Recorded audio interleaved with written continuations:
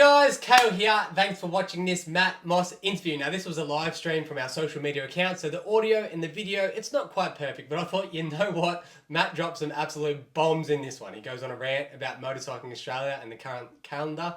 He goes on a rant about Dan Reardon. We talk about the Indian Racing League and a whole host of other stuff. And I thought, you know what? It's too good not to upload. So I hope you guys enjoy it, and thanks for watching. What's happening, mate? No, not much. Obviously fly out tomorrow to India for the second round for the Indian Supercross League. So excited about that. The first round, man, like their infrastructure that they had was really, really good. Obviously being the first round in here, they're a little bit it's pretty laid back, like as in the time schedule of practice and all that sort of stuff, like get pushed back. The track wasn't built. So, and it's like it didn't phase them, but from a couple of the riders, obviously like to stick to a program. So a couple of them blew up. But other than that, it was a really good event for a first race in India. And I think obviously we got our points across that we want fixed for next round, and hopefully they can do that. And man, it was pretty cool. Like surreal that they sold 8,000 tickets in 3 weeks. That's really amazing. Like, yeah. So like, I think it's big things to come for the guys, and man, their passion for it. And it's like each team, obviously I was obviously surrounded by my team, but my team were really like wanted the best for me, wanted to try and give me the best. And like, man, if I asked if I wanted to move my lever up, there was four guys trying to get to it first. So they're very enthusiastic. So it's pretty cool. It's probably a little known fact. I think bike sales in like India, Indonesia, all those places, because they've got so many scooters, it's like almost a national sport. When there's a motorbike race on, it is. Everyone rides it.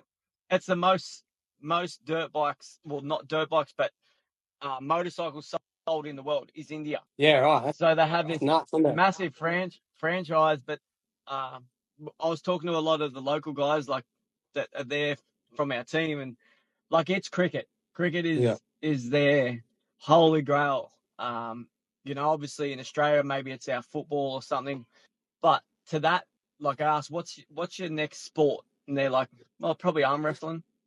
Like, you get what I mean? Like they don't have any extreme sport. So yeah, I think that side of it, but it's an extreme sport driving over there. I'm telling you, like getting in a tuk-tuk and getting on the road, that's an extreme sport in itself. So, but I loved it.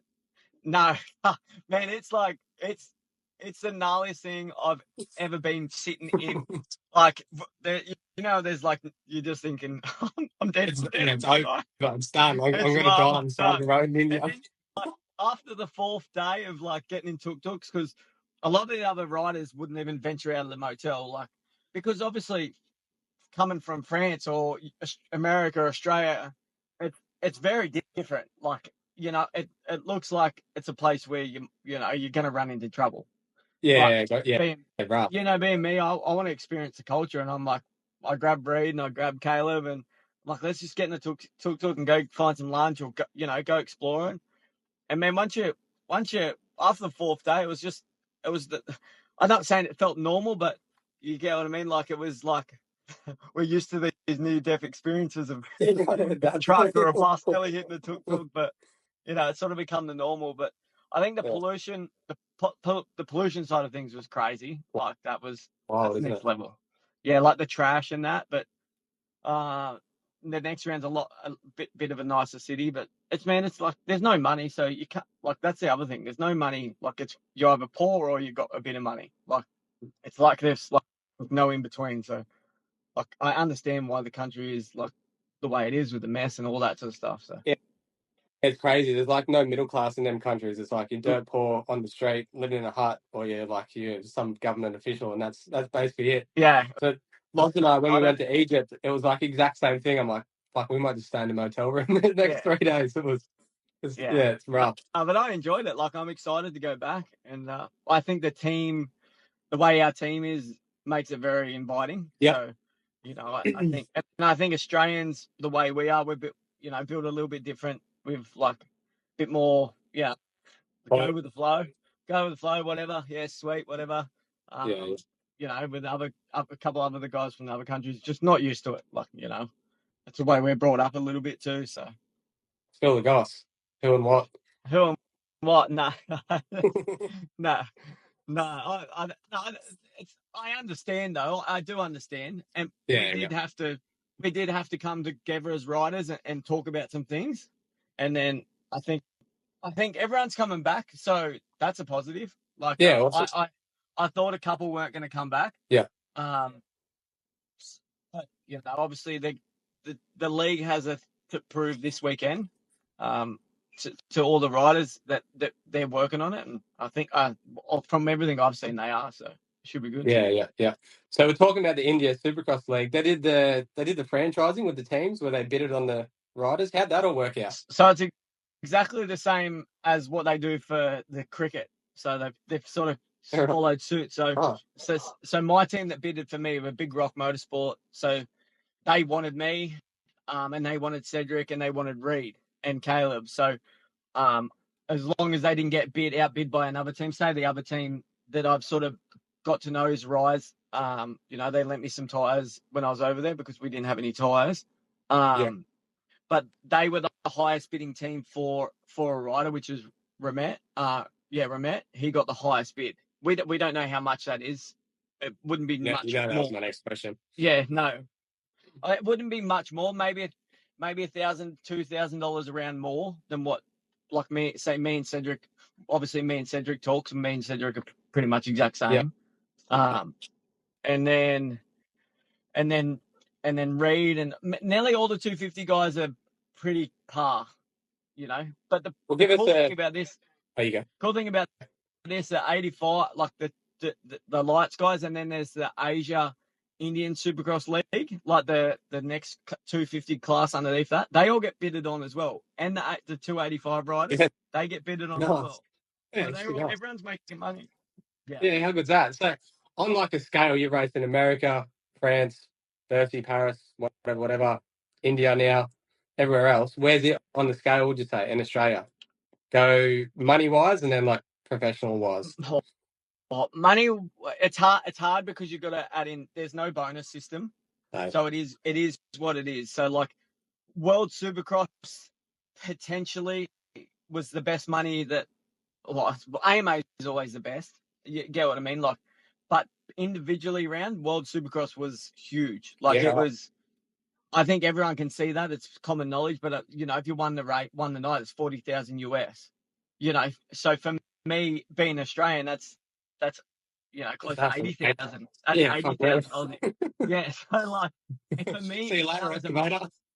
WSX was huge for me if I just didn't get the results. So but India's up there. Like it's at my point in my career, it's really good for me because it gives me a race. I can go racing Supercross and enjoy it, and I get paid. And like if they didn't have this right now, I'd be probably sitting in the excavator. So like working, So it's, for me, the money's cool, but the whole experience and going over, like our team know we're going over there, and we're actually going to fly to Sri Lanka for 6 days, 7 days. Me, Reed, Caleb, and Reed's dad, and go surfing. So surfing and fishing. So that's pretty cool. Like it's like, you get what I mean. Like if they didn't run this experience of us going to Sri Lanka, like I'd never go to Sri Lanka. So that's, it's hard to picture surfing in Sri Lanka. I just thought it was like rocks and sand. No, it's like a surfing destination. Like it's nice. Like it's not far from the Maldives, so it's actually pretty nice. Yeah, it's nice, isn't it? Yeah, you can be. Where are you, Chuka? You can be pouring concrete in the Chuka. Yeah, I'll be looking at a dirty river and pouring concrete, mate. Yeah. Although when I did see you running through the street, I was sort of happy. I was sitting at home eating a nice home cooked meal. Did you get the squirts while you were over there? No, we didn't, because the teams book in really fancy, nice hotels. So the foods in the hotels give you a variety, but no roadside chicken. No, definitely no roadside. We would advise not to do that. But get what I mean? Like we went for a run, and don't get me wrong, it was the slums of the slums, and it was, the smell was pretty toxic. But it's just, not saying we could have done a workout in the motel, like had a good gym and that. But I was like, it's a good experience just to get out, like show. Not for me, like I cool doing it, but like I have Reed there, I have Caleb there. It's not just it's just little things like that like for Reed, might go home and just appreciate little things a little bit better, like I do. Not that I need to teach myself that, but yeah, I do these little things with Reed or with other people, just to show them, hey, like, look how good we've got it. Like, Yeah, you know, for and to sure. Yeah. experience it and go for a run and see it face to face. These people looking at you like you're an alien. Yeah, I mean, and White like, boy. yeah, I mean, and they're all working hard. So, and then you see a side street that you didn't see before, and you see these little kids trying to sell like a toy, and the kids in my son and daughter's age. It's eye opening. I tell you, I wanted to. I want to help these kids out so much. Like I wanted to run over there and give them $100 hours, which would probably last them a year. It's like a year's But wage. then you walk another 5 meters and there's another one, and then there's another one, and like, man, it's just, yeah, it's like, it's heartbreaking, but an eye opener as well. Like I'd love to take my kids there. Yeah. I'd love to take my kids there and go, see, Yeah. Yeah. No. Yeah. the shit's me ever again. Dropping See that off. iPad?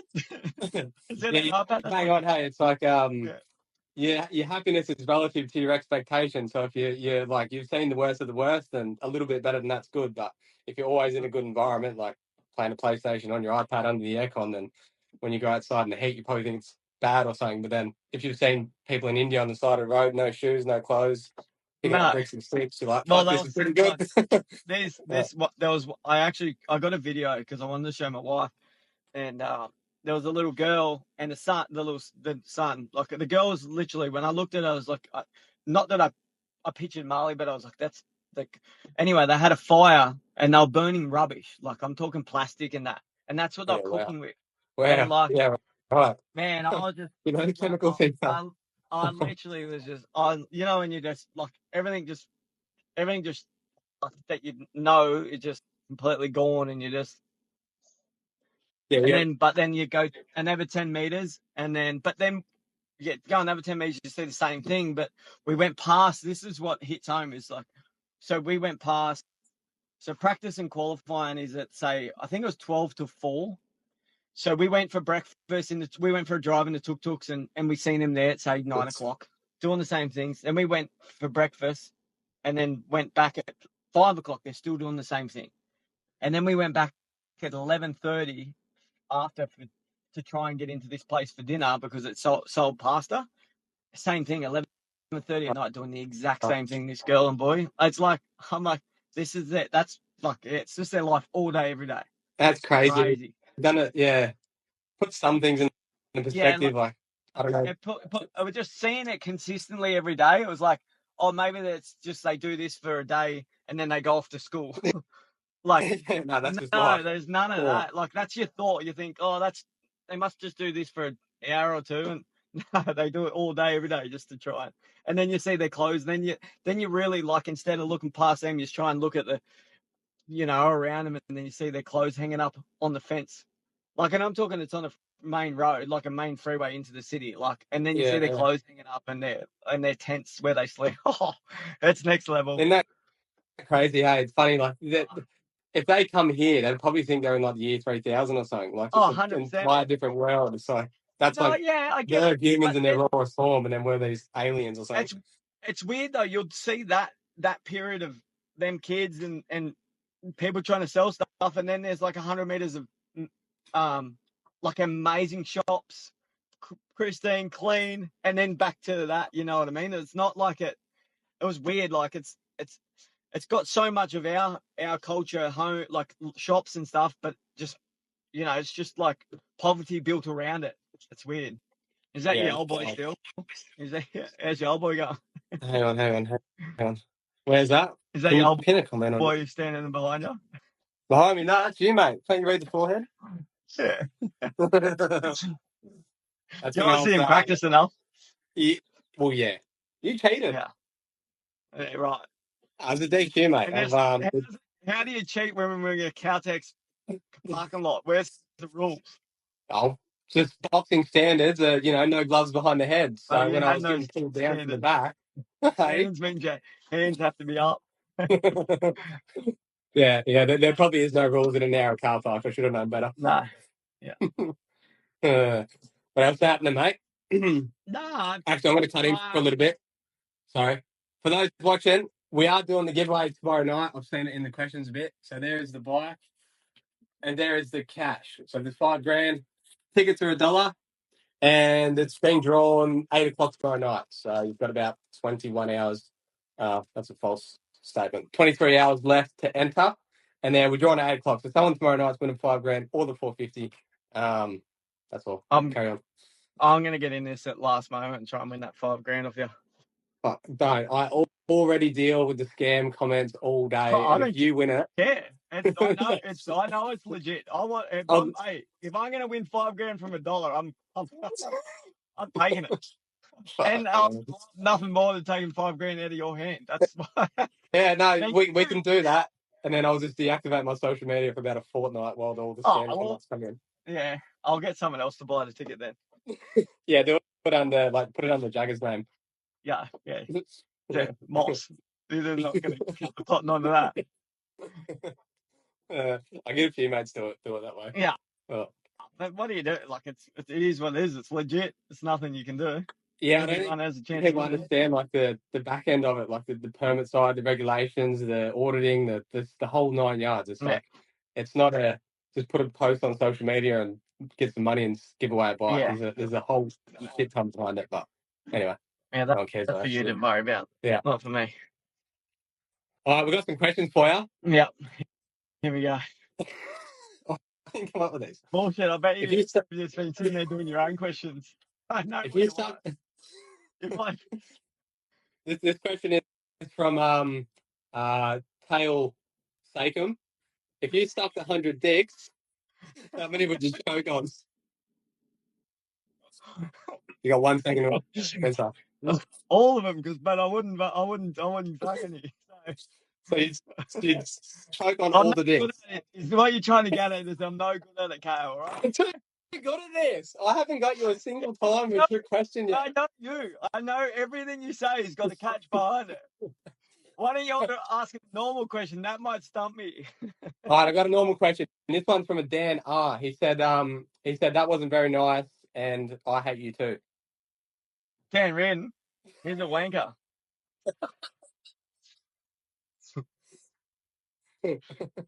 I made that question up as well. No one cares. No one cares. I seen you clip with on Supercross and he commented on it. Oh, it was funny. I not from a motor. He can ride a bike, and I respect him as a rider, but as a human being, he's a tosser. Plain and simple. That's what you really absolute flop. Oh, maybe you will write a question on the next one. Yeah, good luck. Shit up. I did have a serious. Can you meet us in the car park? We've got an invite from a Dan Reardon here. Yeah, perfect. You can't. I wish you could 3-way on this. I'd put it in. Yeah, I'm sure people would like 3-way, wouldn't you? Oh, stop it! Stop it! Like I lost my train of thought.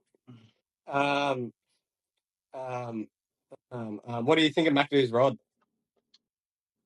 I don't know. I didn't see the rod. I just saw his nuts. But hats off to him man. That's to not pull in and like. What would you have done? 100% would have kept riding.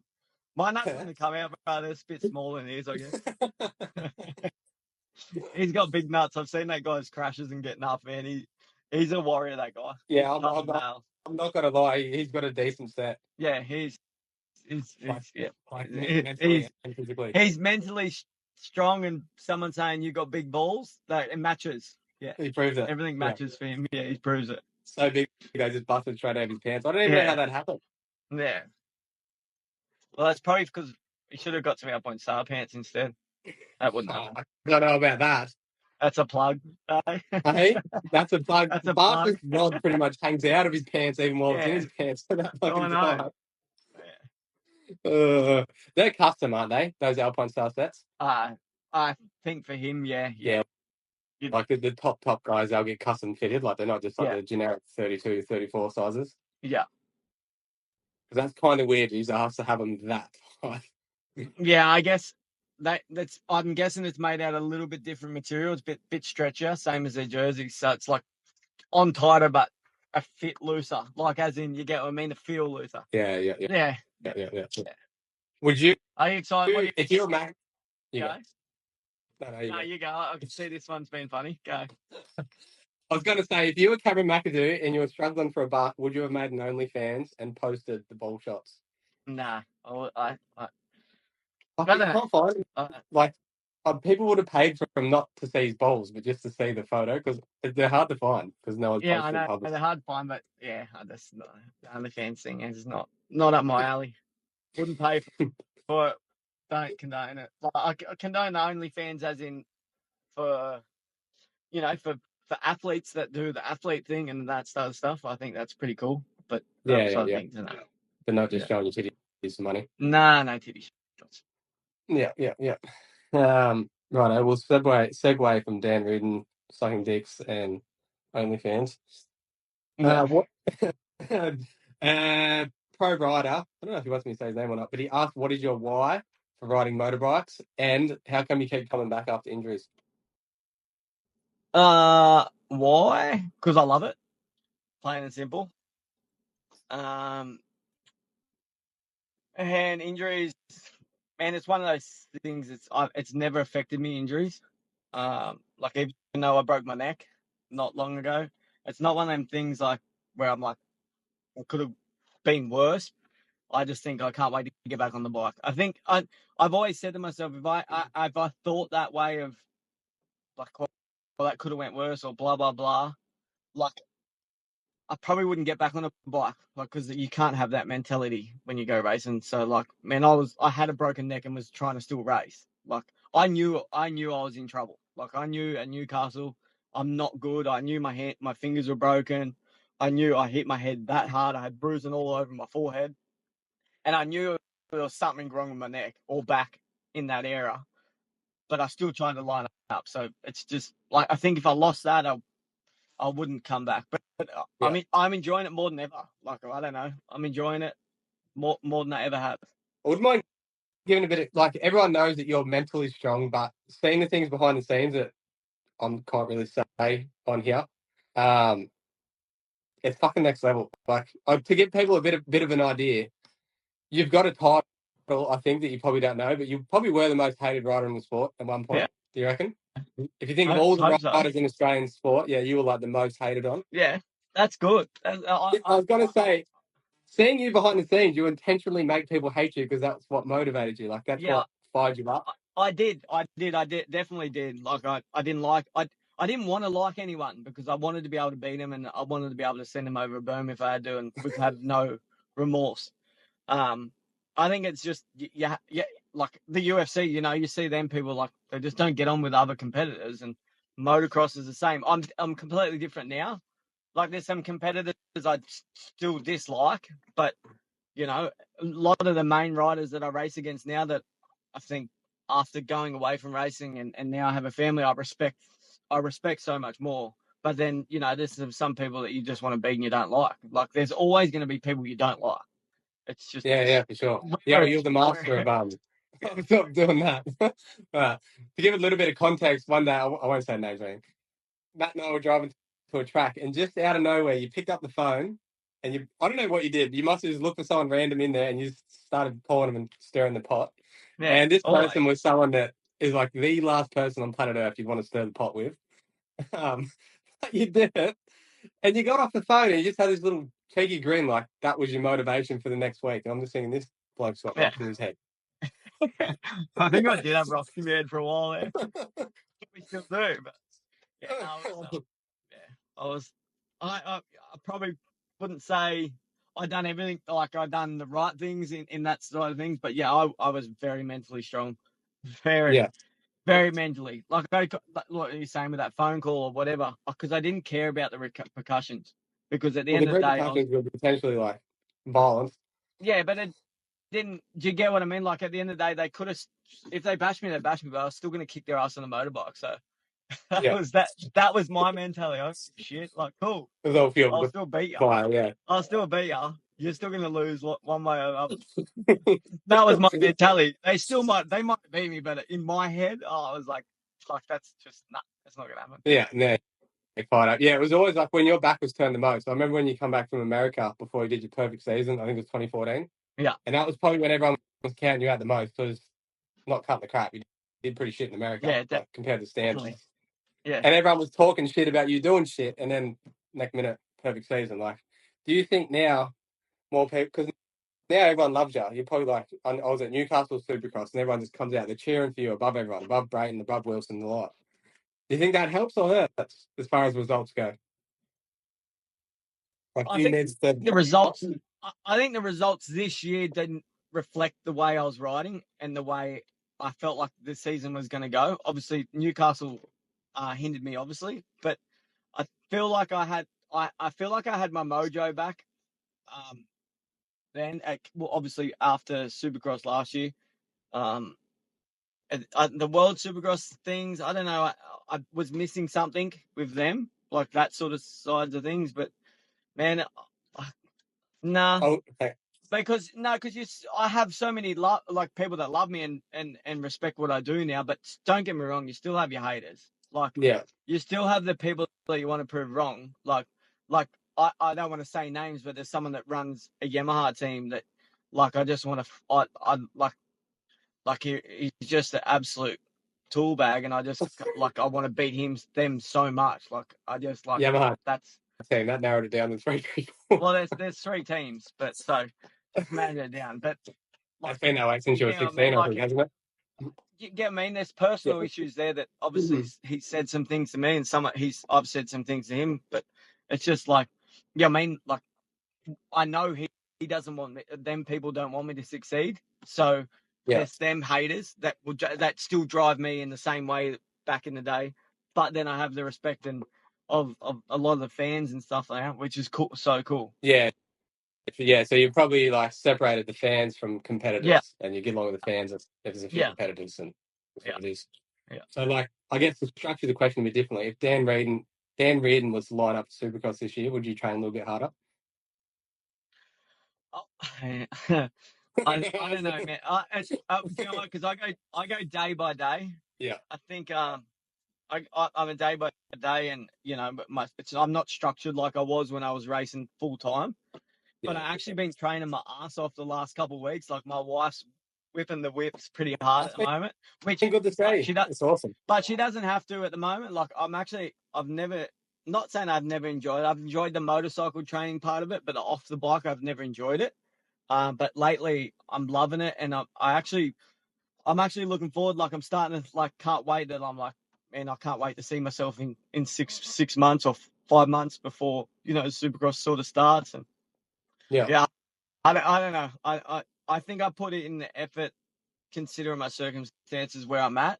I think the first couple of years come back, I didn't put enough effort in, but when I rode with BBR that last year of last year of Supercross, and then with Empire, I was putting a lot in that I could, and then working as well. So that's the other thing. It's not all I did was 100% motocross. Now I have 50% motocross. I'm going to try and get 20% work, and then try and fit my family in there and give them 100% as well. So it's it's a bit different. Yeah. I think people underestimate that too. Like, if you only have limited time, like just say you took riders and you average the time that they have to spend getting better at the sport. If you have half the time as like another rider to improve yourself, it's almost arrogant in the way to think you're going to beat the rider that's got double the time. Like you're going to somehow outwork them with half the time. Like it's kind of just not possible. Which I think that's why there's such a big difference between like the top few pros in Australia and then the guys at work. It's like a massive gap, Yeah. Oh and well. it's just comes out in I'm like glad the times. I'm glad you brought that up actually, because like obviously everyone knows I'm not racing motocross this year. I'd love to 100%, but it's not, obviously you can't afford it, and these privateers are that far behind these pro guys. Why? Because motorcycle in Australia and these people running these events have not 8-round series over 7 months or 8 months or 9 months, isn't it? I don't even know how long it is, but it's too long. Mm. They're having 5 weeks off. But like I would do it. I would 100% commit. Like you have your 6 weeks school holidays, and then put 2 months of hard work in and do 8 rounds over 9 weeks. Like, why can't they do that? And I would do motocross, and I'd go to work for 4 months and get ready for Supercross. And you'd have everyone line up on the race meet, like I'd go riding privateer. I'd race motocross privateer if they did that, and I guarantee there'd be so many more people, and it would bridge the gap because you go, man, like you can work your ass off for 4 months, save enough money, and go right. I'm going to travel Australia and go from this race to this race to this race, and ride in between, get better, learn from what I did last week. Can't learn from last week because you got 4 or 5 weeks in between a race. Like who? I got me gobsmacked out. The motocross season here is fine for a factory rider. Like cool, Well, yeah. because they might I get was trying to injured. think, why is it structured that way? And I guess there's people that their full-time wage is to race that series. So if the series doesn't last any more than like 2 months, you can't really say that But that's a why? year's worth of work. But why they Yeah, do? But they do Supercross like that, and I'm a Supercross rider. That's my wage. it's very true. It's very true. Why do you think they do that? Why is it? Supercross because it keeps the hype in No, it. no, Like no one can follow a sorry, sport. motocross. Why is it I over don't such know, a long period? but no one follows motocross. That I don't want to say no one follows. That's probably the wrong topic. But people lose interest in the motocross because you got 5 weeks off. I What? totally agree with that. Yeah, for What? sure. What? Why do we as Australians, like obviously Jet Lawrence, Hunter Lawrence, and the Australian people over there? I'll even throw in the New Zealander, Cole Davies. We're Oh, Davies, all yeah. rooting for them people, but I mean, it gives us. We know we're going to get that every single weekend. Like it gives you something. Like I'm pumped on Monday. Talk about it. Pumped on Tuesday. I'm like, wait, it's Wednesday. The racing's coming up. In Australia, you got one race and then 5 weeks off. Who can, like, yeah. who can follow it? No one's It's going to pretty hard follow to it. get Like, invested in something that's like so spread out and far away. yeah, like I got a personal sponsor, Sterling Concrete, and who I work for as well. Like who gives me my work, and he's at Abbott loves motorsport, loves motocross, loves supercross, like buys every bike, every new bike, all the new gear, all like I mean, just loves it. Like he's passionate about it. But he says, I can't follow it. How do you follow it? Like, they follow a footy team because they're not going to play each weekend. They've got something to look forward to. Man, smash it over 9 weeks, boom, done. Get ready for Yeah, have your on season, off season. Yeah, I just had a memory. You mentioned that when I had it was 2013. Red Bull Australia approached me, and he come to. I was doing a bit of work with him, going backwards and forwards. I was in like part of the athlete development pool, so it wasn't fully sponsored. They had a budget to help me out, Yeah. and they were looking at investing in two-wheel motorsports. So they had Toby Price and then myself. And the guy came to Appen MX National. I think it was 2014. And he literally looked me in the face and he said straight up, I just don't see the value. And I said, why is that? He said, well, one, I don't know what's going on. And he said, two, it just doesn't like have that big event type of like the series. It's hit and miss. It's hard to follow. And that was a real bummer because I love the sport. And it was like, that was like a big tear. And, you know, forget me, it's not about me. But he basically said, like, I don't see the value. I can't understand what was going on. And yeah, I don't know. That was a bummer. Yeah, but I feel like the hype behind motocross and like not saying I'm going to bring people to the event, but if you have someone like you look at Medi, like you know he's a you know amazing rider, you know national in it like in a country like in America and come back here and race and like for him to he's an older guy. For him to maintain that for a motocross season, you put him over 9 weeks, he could, and then go live a normal life and work. It gives people the opportunity to, like, I know Gibbs is a motocross only guy, but he could go and do this and then go start a business in his off time. Like, it actually helps the riders more than they would ever know because they've got too much time to sit around. They can go get a job or go figure out normal life. I wish I wish it was like that, man. I would race next year. If they made it next year, I'll say it now. I'll put my own money where it is and I'd go privateer and I'd race motocross if they had 8 rounds over 9 weeks, even over 10 weeks, have a 2-week gap off. But if like me and my wife as a family, we could nearly afford that and go, right, we're going to knuckle down. Once this is finished, we're going to knuckle down and work. Like my wife obviously works her ass off anyway, but I would commit that to her, show her 100% commitment and go, like, let's go do this. Let's travel Australia, wherever the races are, get in our caravan, go race this. And then once it's finished, we'll go to work because Supercross doesn't start for another 5 months. And I'd be Yeah, for sure. And I'm sure heaps of people would do the exact same. Yeah, I mean, like I was going to race Supercross last year, and I purely picked Supercross because just like logistically, financially, mentally, it was so much easier to think like I'm going to dedicate this 2 months of the year to Supercross. Well, it's done. It's easy. Too much. Boom, it's done. It's done. And then like that's it. Like I can do it properly.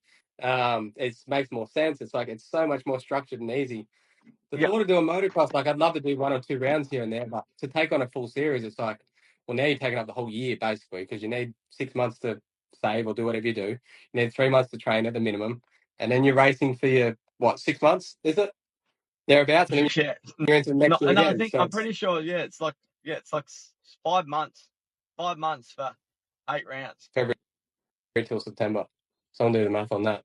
Yeah, but Yeah. anyway, we sound like two grumpy old bastards, No, but it's good to it's it's good to changed. say the truth because a ton of people agree with you, and it's sort of been that way for a long time. So I don't know. I don't know why things don't change. I don't know why. There's no I don't know discussion for it anyway. why. Right. MA, change it. Oh, why Uh, not? Why the fucking? Dude, I But fucked you yeah. know what? Yeah. Then Motorcycling Australia don't have to pay all these guys from Motorcycling Australia $600,000 a year to do what they do because we can get it done in 9 months. We can save the money and give it back to the buy more tracks. Yeah, for sure. Yeah, I totally agree with that. Let's do that. Totally agree. What do you think about prize money payouts? Well, I don't know where it went south because you look at like Spokes Promotions back in the day, like they were $20,000 for a win at Supercross Masters if you won the 2 nights, whatever it was. I don't know where it became. The problem, the problem is that from whoever's running the event to the people, the high head honchos of these teams, like I don't want to name names, but the people that run these big teams in Australia, they and the people that run the events as well, like MA or whatever, they all talk and explain how much our bonuses are and stuff like that. So that's where the switch went, and they're like, well, we don't need to pay them much because you're already getting bonuses from Yamaha, or they're getting bonuses from Kawasaki. But they shouldn't even know that we're getting any. That should be irrelevant. It's like oh well, you're getting paid. If you win, you're getting 8-10 grand off Yamaha. But that's none of your business. That's not getting paid off Yamaha. Sign their contract with them. That's for me to race for them.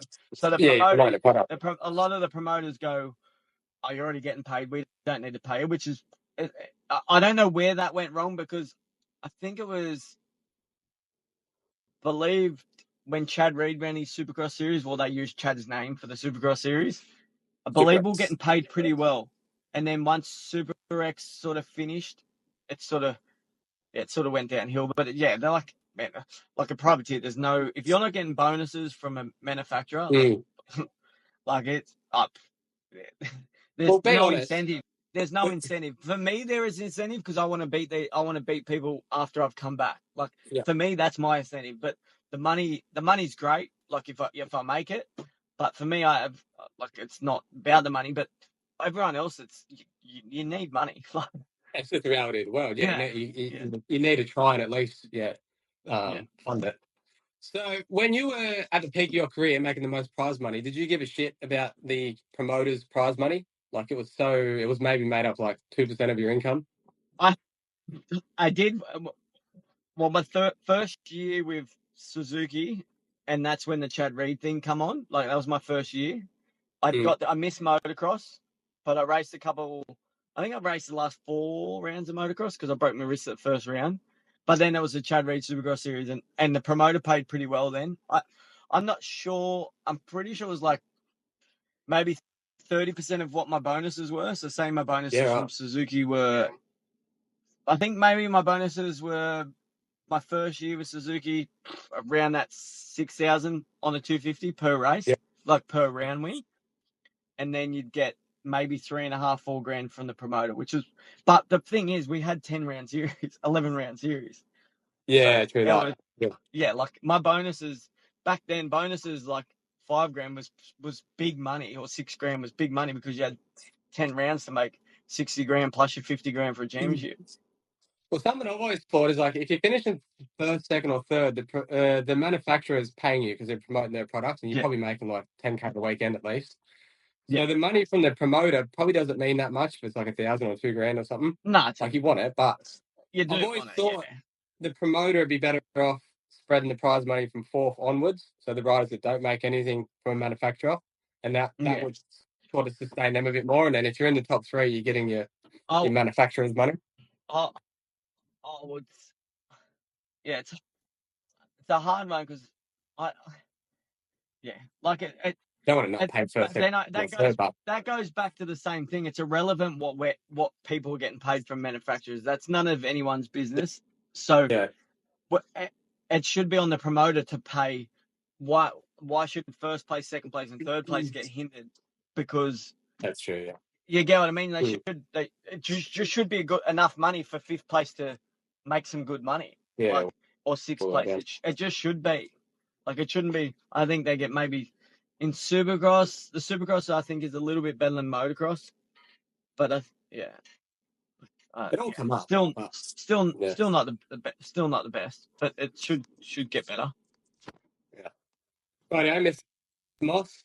Well, for anyone else watching, that bike's getting given away tomorrow night, or cash. It's $5 grand. And I'm taking $1 tickets. I'm going to buy some tickets. I'm buying tickets. And I'm going to take it.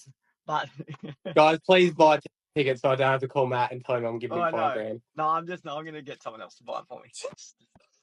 Too hard basket. All right. Thanks, mate. Well, I'm going to go see the family because I fly out tomorrow. So, but thanks for having me on. You do. Good luck in India, mate. I hope you enjoy it. I hope you do well. There is a live stream for that, isn't there? They haven't got it. You couldn't link it to an Australian account, but I think they've. I spoke to Sangat, and I think they've sorted that for this year, this next round. So yeah, because I said to them, I've got so many people that want to watch it, and want the numbers to watch it. So yeah. But I think they had incredible numbers, like that actually watched their broadcast. That's crazy. It was the same in Indonesia. I remember there was people like swinging off light poles. It was a national thing. And I don't want to speculate, but I'll talk to the team. But I have heard rumors of like huge numbers watch the racing. So that's in their country. So that's pretty cool. Good stuff, mate. You're a good ambassador for them. Nah, we'll see. I just find out they're butter chicken. Yeah, stay away from the roadside pigeon. That's it, mate. All right, mate. I appreciate your time. Cheers, mate. I'll speak to you. See you, mate. All right, see you, mate. Bye.